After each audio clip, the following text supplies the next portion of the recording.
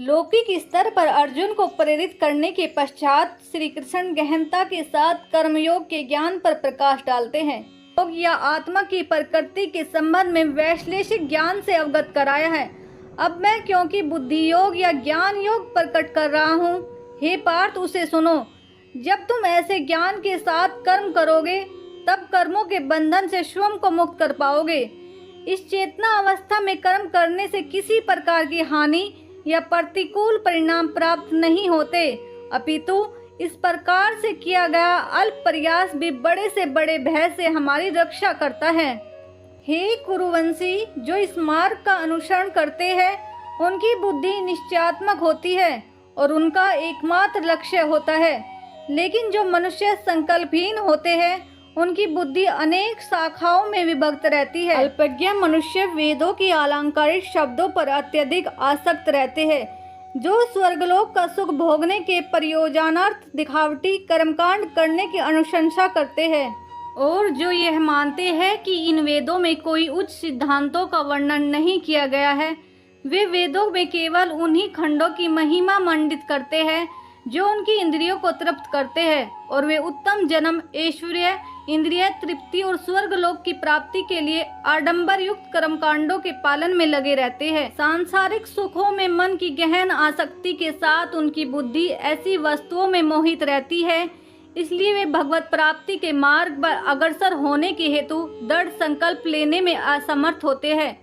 वेदों में प्रकृति के 3 गुणों का वर्णन मिलता है। हे अर्जुन, प्रकृति के इन गुणों से ऊपर उठकर विशुद्ध आध्यात्मिक चेतना में स्थिर हो जाओ। परम सत्य में स्थित होकर सभी प्रकार के दैत्यों से स्वयं को मुक्त करते हुए भौतिक लाभ, हानि और सुरक्षा की चिंता किए बिना आत्मलीन हो जाओ। जब कोई मनुष्य बिना आसक्ति के कर्म योग का अभ्यास करता है तब वह इस जीवन में ही शुभ और अशुभ प्रतिक्रियाओं से छुटकारा पा लेता है।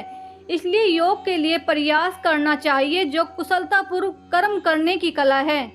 समबुद्धि युक्त ऋषि मुनि कर्म के फलों की आसक्ति से स्वयं को मुक्त कर लेते हैं, जो मनुष्यों को जन्म मृत्यु के चक्र में बांध लेती है। इस चेतना में कर्म करते हुए वे उस अवस्था को प्राप्त कर लेते हैं जो सभी दुखों से परे है। जब तुम्हारी बुद्धि मोह के दलदल को पार करेगी तब तुम सुने हुए और आगे सुनने में आने वाले इस लोक और परलोक के भोगों सबके प्रति उदासीन हो जाओगे। जब तुम्हारी बुद्धि का वेदों के अलंकार में खंडों में आकर्षण समाप्त हो जाए और वह दिव्य चेतना में स्थिर हो जाए, तब तुम पूर्ण योग की उच्च अवस्था प्राप्त कर लोगे। अर्जुन ने कहा, हे केशव, दिव्य चेतना में लीन मनुष्य के लक्षण क्या है? वह सिद्ध पुरुष कैसे बोलता है, कैसे बैठता है और कैसे चलता है?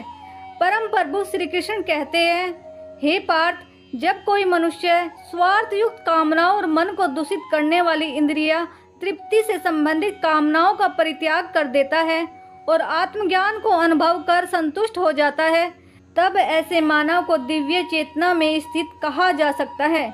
जो मनुष्य किसी प्रकार के दुखों में सुब्ध नहीं होता, जो सुख की लालसा नहीं करता और जो आसक्ति, भय और क्रोध से मुक्त रहता है, वह स्थिर बुद्धि वाला मनीषी कहलाता है।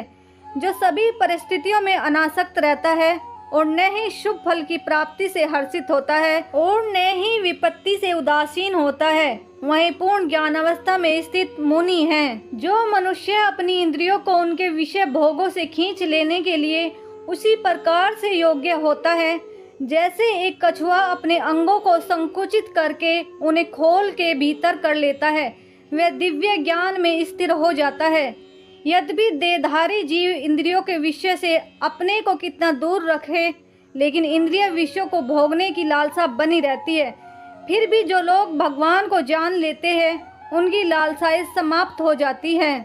क्रोध निर्णय लेने की क्षमता को क्षीण करता है, जिसके कारण स्मृति भ्रम हो जाता है। जब स्मृति भ्रमित हो जाती है तब बुद्धि का नाश हो जाता है और बुद्धि के नष्ट होने से मनुष्य का पतन हो जाता है। लेकिन जो मन को वश में रखता है वह इंद्रियों के विषयों का भोग करने पर भी राग और द्वेष से मुक्त रहता है और भगवत कृपा प्राप्त करता है। भगवान की दिव्य कृपा से शांति प्राप्त होती है, जिससे सभी दुखों का अंत हो जाता है और ऐसे शांत मन वाले मनुष्य की बुद्धि दृढ़ता से भगवान में स्थिर हो जाती है। लेकिन असंयमी व्यक्ति का अपने मन और इंद्रियों पर नियंत्रण नहीं होता, न ही उसकी बुद्धि दृढ़ होती है और न ही उसका मन भगवान के चिंतन में स्थिर हो सकता है। जो अपने मन को भगवान में स्थिर नहीं करता, जिसके बिना शांति संभव नहीं, और शांति के बिना कोई कैसे सुखी रह सकता है। जिस प्रकार प्रचंड वायु अपने तीव्र वेग से जल पर तैरती हुई नाव को दूर तक बहा कर ले जाती है, उसी प्रकार से अनियंत्रित इंद्रियों में से कोई एक, जिसमें मन अधिक लिप्त रहता है, बुद्धि का विनाश कर देती है। इसलिए हे माँ भाऊ, जो मनुष्य इंद्रियों के विषय भोगों से विरक्त रहता है, वह दृढ़ता से लोकातीत ज्ञान से युक्त हो जाता है। जिस प्रकार से समुद्र उसमें निरंतर मिलने वाली नदियों के जल के प्रवाह से विक्षुब्ध नहीं होता, उसी प्रकार से ज्ञानी अपने चारों ओर इंद्रियों के विषयों के आवेग के पश्चात भी शांत रहता है, न कि उस मनुष्य की भांति जो कामनाओं को तुष्ट करने के प्रयास में लगा रहता है। जिस मनुष्य ने अपनी सभी भौतिक इच्छाओं का परित्याग कर दिया हो और इंद्रिय तृप्ति की लालसा, स्वामित्व के भाव और अहंकार से रहित हो गया हो, वह पूर्ण शांति प्राप्त कर सकता है। हे पार्थ, ऐसी अवस्था में रहने वाली प्रबुद्ध आत्मा जब ब्रह्मा ज्ञान प्राप्त कर लेती है, वह फिर कभी भ्रमित नहीं होती। तब मृत्यु के समय भी इस दिव्य चेतना में स्थित सिद्ध पुरुष जन्म और मृत्यु के बंधन से मुक्त हो जाता है और भगवान के परम धाम में प्रवेश करता है।